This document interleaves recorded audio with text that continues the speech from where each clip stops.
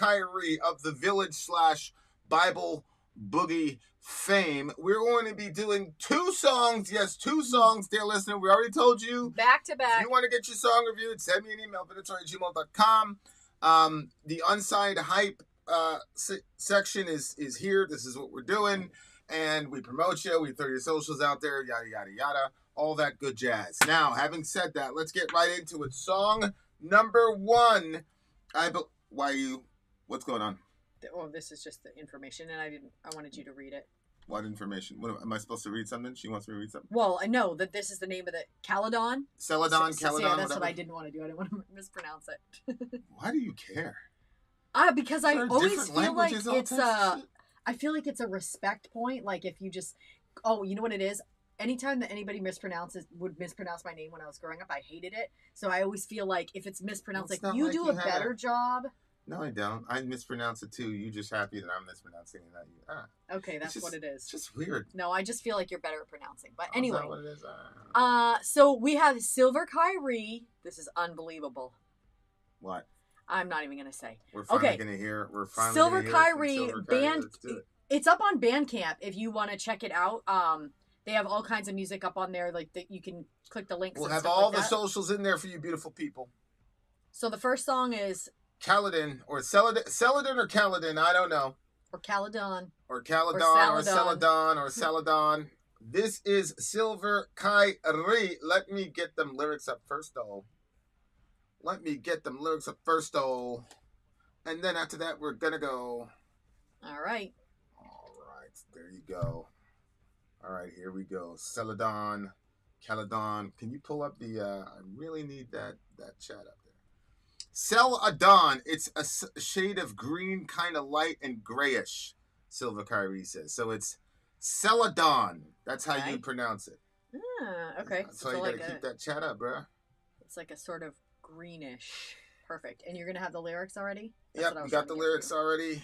All right, here we go. There's the lyrics, and then here is the song. Let me cut this out. Be quiet. Thank you. It's Kyrie's time now. Celadon, Silver Kyrie. Where is it? There it is. Celadon, Silver Kyrie. Why is it so difficult? Wrong way. No! I think it's just an MP3, so I don't think there will be but I don't know. You tell me. Silver Kyrie, Celadon. Here we go.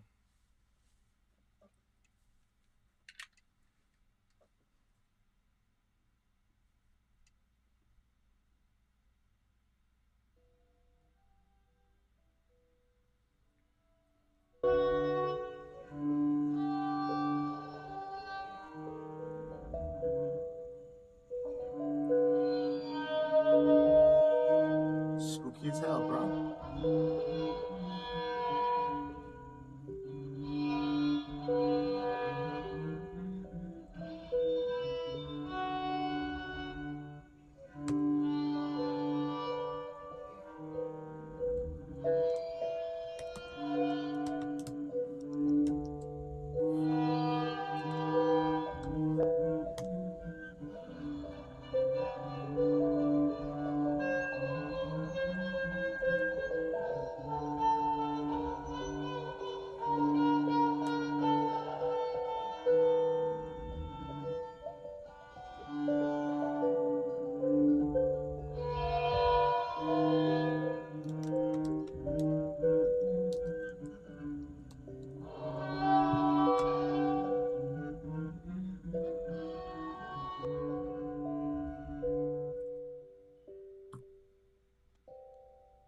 Walking quick through forests, seeing me as you.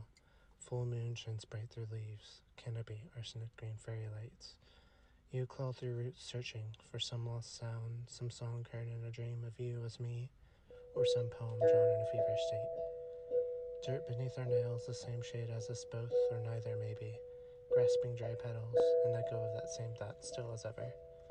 I wanted to be what I thought of you as, an embrace, hiding, or perhaps just headlights on frost on bitter mornings.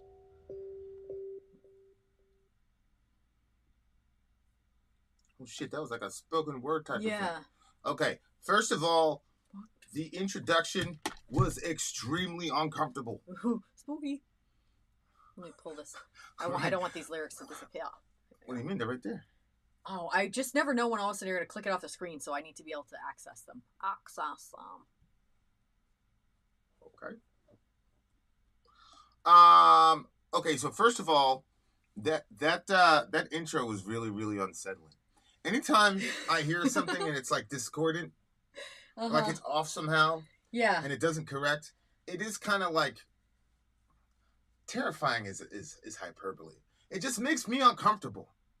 It was like we were watching Us. You remember Us? The crazy. Do you remember? Go ahead. No. Go ahead. But they'll have this like, I don't know if it's cello or something. They'll play that one note and it's off, and it's just like it's just off. Yes.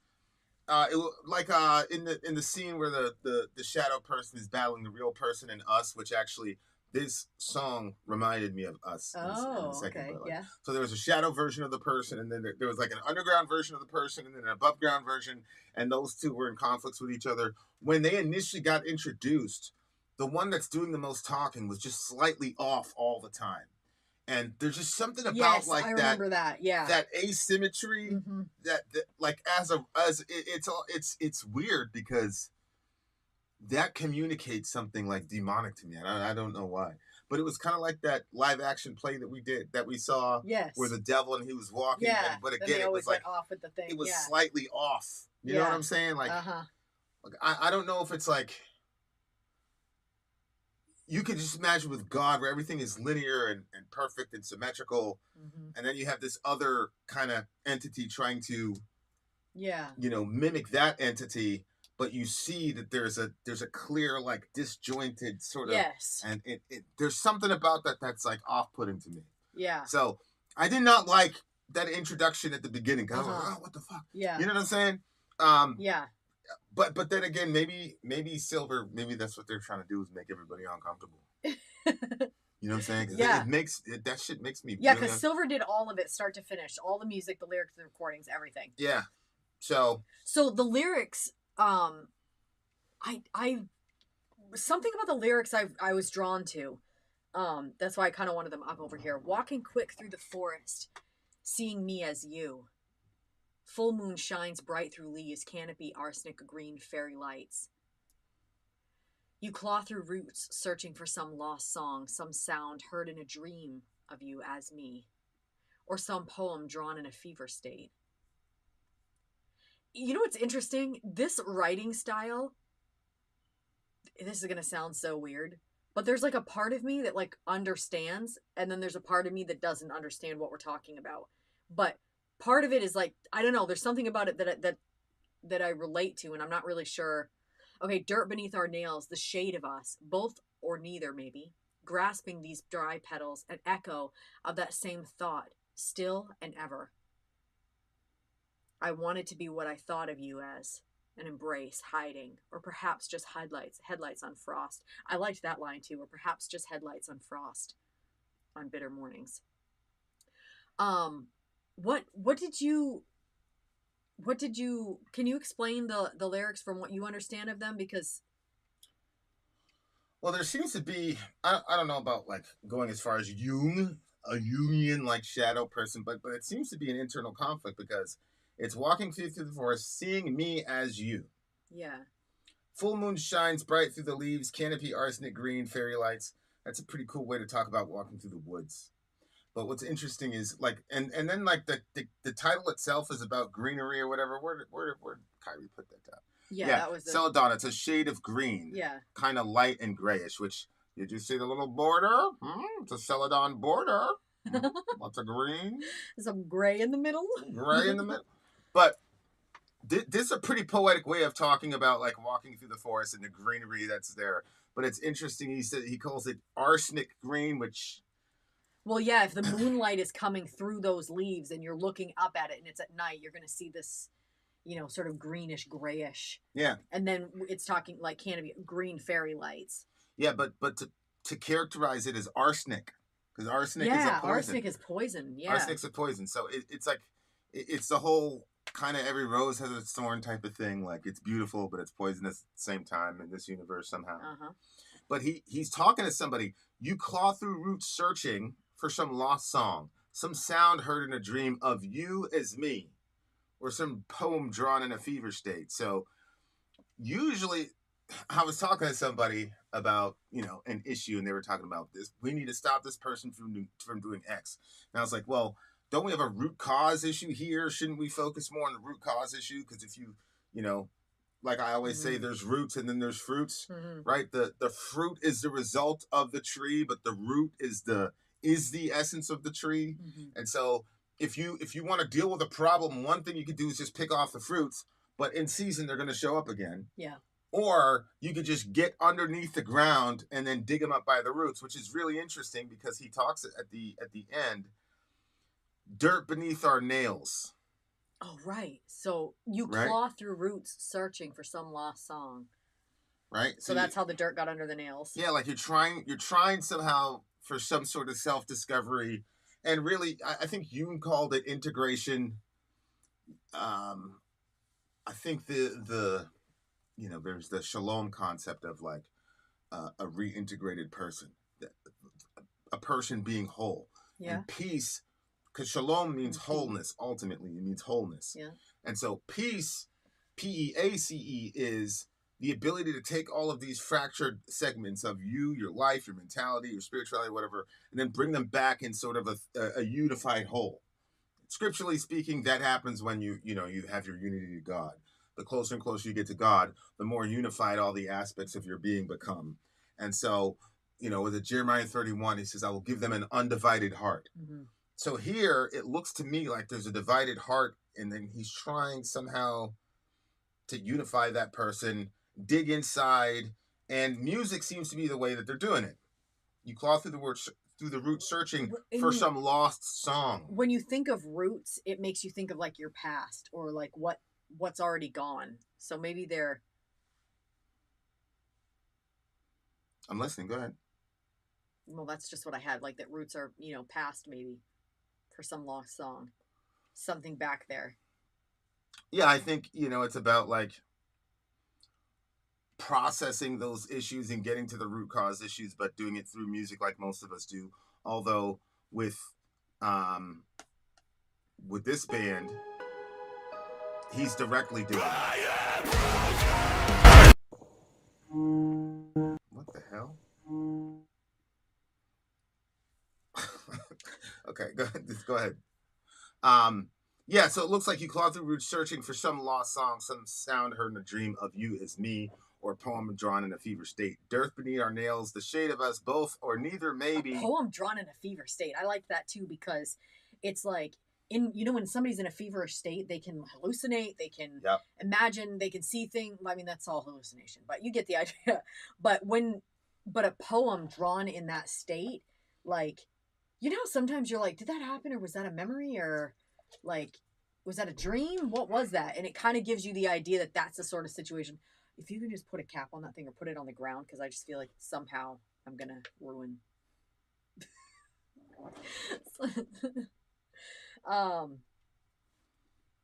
Yeah. Dirt beneath our nails, the shade of us. Because we come from the ground.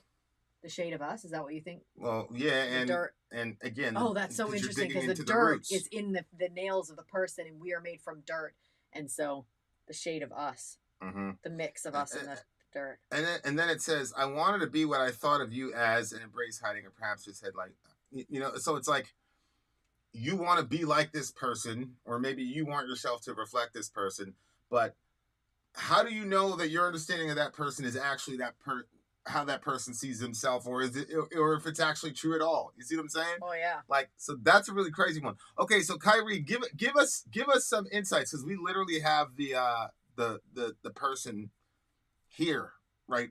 Literally in the chat with us on the Rumble. Like, share, comment, and subscribe, Rumble-inians. Rumble-inians. So give us some insight, Silver.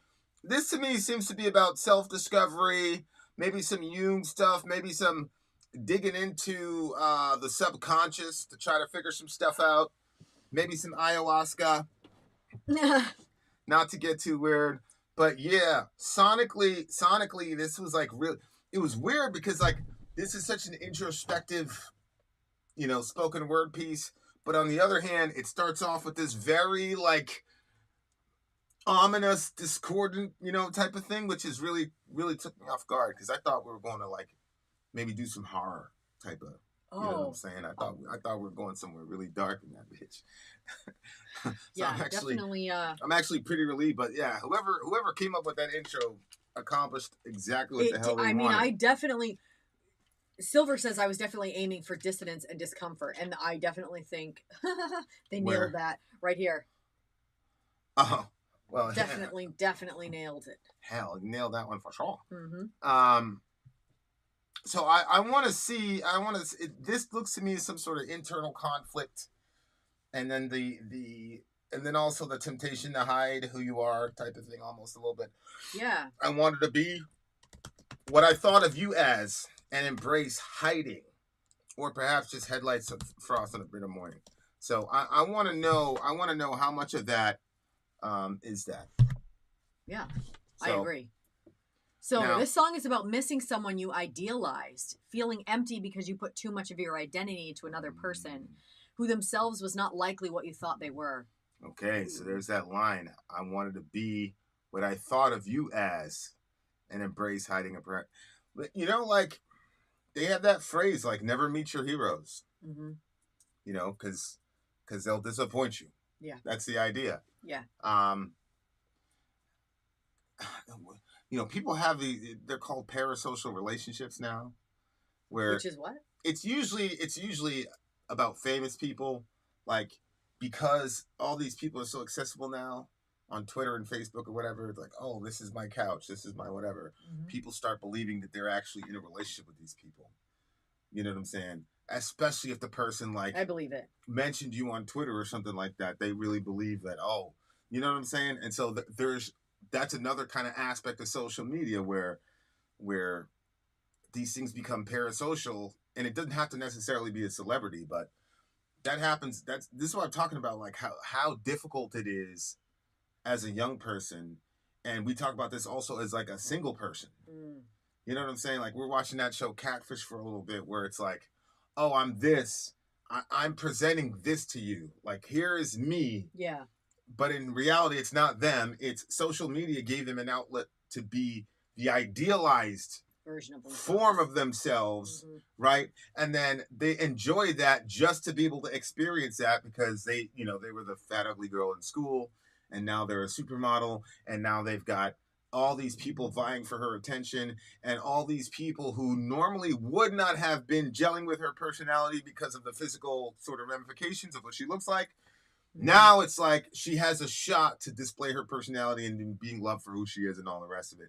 And so, like, psychologically, I look at that because, like, people look at catfishes and they're like, oh, you're terrible, you're horrible, blah, blah, blah. How could you do this? Why would you lie? I get it. I see why they would do that. You know what I'm saying? Because they know it's fake, but at least you can have that kind of, you know what I'm saying? Yeah. But then it's like, so how many of those identities are true? And that's the other thing too, is like Facebook and the algorithm works in such a way that like you can say that you believe in something or don't believe in something or whatever. And then like for example, if you go on Twitter right now and say, fuck the Palestinians, right? If you show up the next day, there's going to be all these places for you to go and people that want to, pull you into their echo chamber and all the rest of it. So like it's very, very difficult now to be able to say like, am I liking you or the ideal or your own idealized version of yourself? Or am I idealizing you, right? Where's the idealizing coming from? It's just really difficult. Really, really difficult to navigate right now because you don't know what a person thinks of any of this stuff. You know what I'm saying? And even if you meet them in your small town or whatever, or you're a big town or whatever, that doesn't change the fact that they still have an online persona and personality. You know what I'm saying? Like, so in this day and age, it's terrible. Yeah. And unfortunately, like none of those relationships work, or very few of them actually work out. And so now you've got to deal with the whole concept. Online relationships? What do you mean by what relationships? Yeah. A lot of those don't work out because it's, based on a lie or whatever, or the person can't get over it or whatever the thing is. But it's just a very, very challenging time right now to even create relationships. You know what I'm saying? Like, it's because you can't know what a person really thinks. You can't know what they really believe. And the only way you can really, really find out is actual time with that person over a protracted period of time. And it's difficult. I was following this woman that I don't even actually know how I ended up following her, but she kind of like puts out like advice. I don't know. It's weird because every time she posts something, I'm always like, I don't know. I feel like that needed to be a little bit more nuanced. So I really don't even know why I still have her coming across my feed, because most of the times, anytime she posts something, I'm like, I don't know about that. But anyway, like she's always telling us how to have a good relationship with your spouse, how to make good decisions in your business. And like she like has herself like she's above us and she's, giving us all of her advice. And I was like, every time she posted stuff, I always got this vibe that it was like her own personal marriage was like falling apart, even though she was like telling us what we should be doing. And I still kept following and reading her stuff though, because there's a part of me that's like, well, you know what? You actually could be in a situation where your marriage is falling apart and be able to say, hey, this is what you shouldn't do. So, and then eventually one day, like it must have been going really bad and everything was about to be over for her and her husband. And then she put out a post there that was like, you knew she was in the shit and she wasn't trying to tell us what to do. It just sounded really like she was in the middle of it. And it's a hostage video.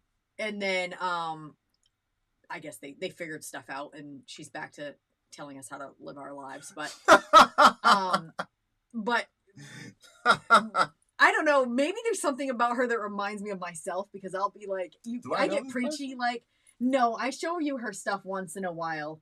And it's funny because she's in an interracial relationship as well. But anyway, like, I guess. She's also committing the act of miseducation and mud sharking. Damn it! She is. Damn it, Basilius, another one! But she's blonde. Maybe that's worse. I don't know. It's probably worse for Basilius.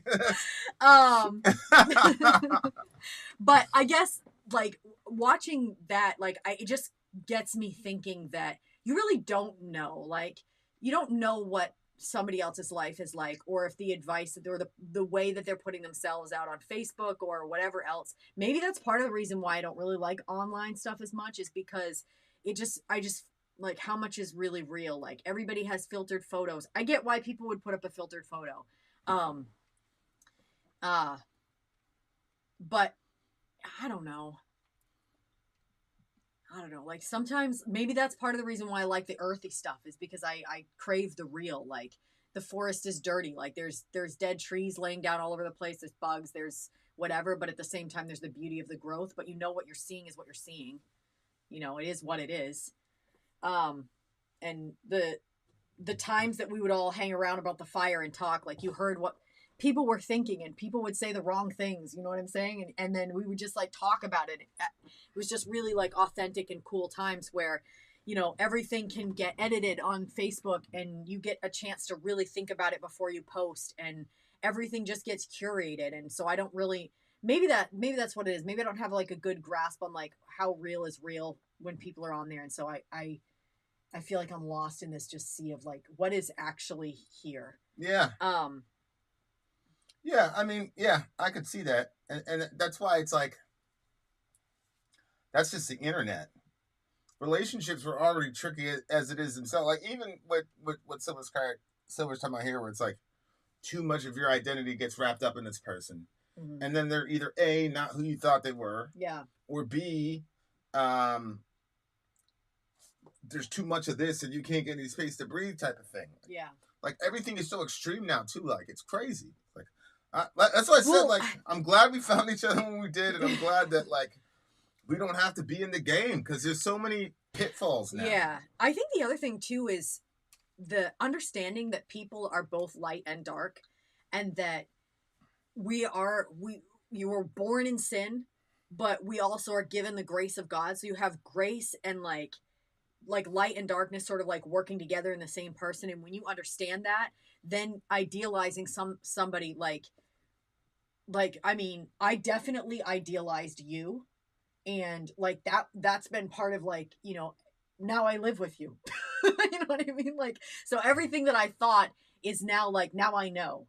And so I think that one of the things that's been really like cool is being able to be like, okay, like you're not a perfect person and I'm not a perfect person, and then seeing where your imperfections or your flaws are as a person, and then like loving you in that, and the same that you do for me. Where if you only idealize somebody, then you're only looking at all their good, and if they had any flaws that you saw, you kind of like wrote those off and like perfected those too, so you made them into a sort of god. Well, you can't really have a relationship with somebody that way. But especially if you're like really getting into the nitty-gritty of who a person is, and you start seeing all of their failures as a person or whatever, then it's like, okay, do you still love the person? Like, can you still like you expect it almost. If you're, you know, as a Christian, you can expect it, and you can say, okay, well, the person's not perfect, so they're gonna have issues. And you see what I'm saying? Oh yeah. Where if you don't have that understanding and you only idealize someone, well, when their flaws come out, and they most certainly will, you're not going to be able to stick with that person, because you're going to be like, you, sir or lady, are not who you said you were. But nobody's trying to like come out there and be like, also, I'm a shitty person. I like to do this, this, and this, and it's destructive to the people around me. Most of us, you know, like the context that we're in, we're always trying to put our best foot forward. We're going to put our best photos, our best, you know, whatever, everything. Like, you know, you think everything.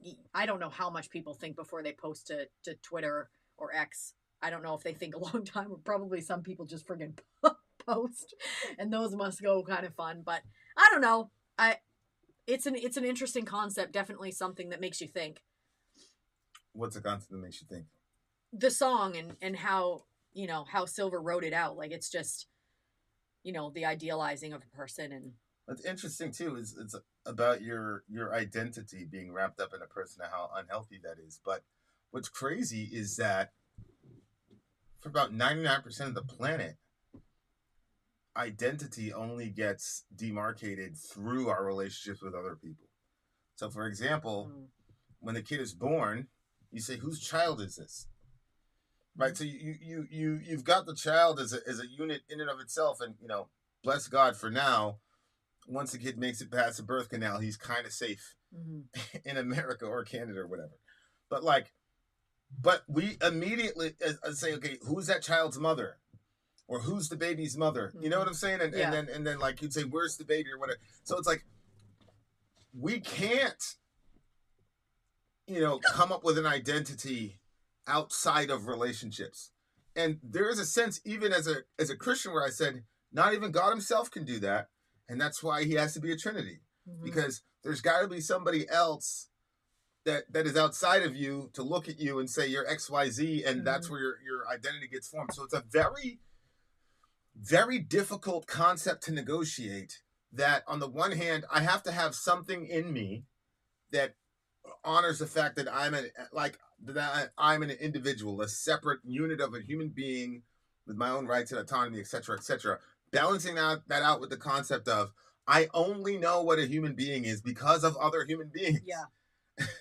I only know what it means to be a brother because I have a brother and a mom and all the rest of it. Like, we have all these roles as identities, and they're all relational identities. Like, even being an employee or an employer or a CEO or an entrepreneur or whatever, we all have, you know, the personality or the identity of the relationships that we're a part of. And so it becomes very, very tricky to balance that out, like the need for individual autonomy and self-actualization over and against the broader understanding of the fact that it's impossible to have an identity outside of relationships. And so it's kind of like, what's the strategy then? Like, the strategy is, well, maybe kind of spread the seeds out a little bit and not put so much, you know, value on this iteration of a relationship. So you got mom, father, girlfriend, boyfriend, whatever. And sometimes when you go through that struggle, Which makes sense, right? Because the scripture says a man leaves his father and mother, is bound to his wife, and the two are one flesh. And so, even in that context, even for a man, the man doesn't get to define himself in his own relationship. He's either with his father or mother as a role of a son, or he's with his wife and now he's in the role of a husband. So even men in the earliest forms of Genesis can't get away from defining themselves or identifying themselves by the people around them. So on the one hand, we need it, but on the other hand, I think there are cultures and societies that overdo one thing or the other. I think American culture overdoes the individual, and I think there are other cultures that overdoes the collective, and there doesn't seem to be a logos to find out how to harmonize those ideas. Now, obviously, in Christianity, you have Jesus, who's God and man, coming down and harmonizing all those ideas by saying you define yourself in relationship to your relationship with God.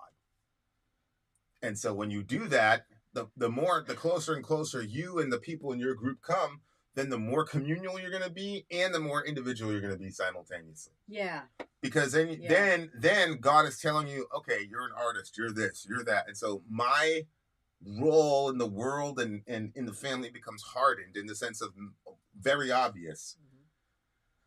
But that's mine. God is communicating directly to me and dictating to me what my ultimate identity is. And so as a Christian perspective, like, we don't have to, those are all things that are ready-made for us.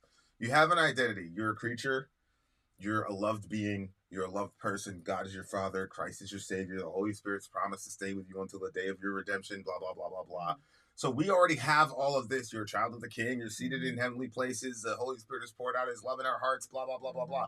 So you have all these things that affirm to you what your identity is over and over and over again in the New Testament. But then at the same time, you have that very famous situation where Jesus is walking with John, and then Peter says, "Hey, God, Jesus, what about this guy?" And Jesus turns around and says, "What is that to you? They ain't got nothing to do with you. You follow me." Mm-hmm. So that's a hey, you're an individual. Yeah. John's an individual.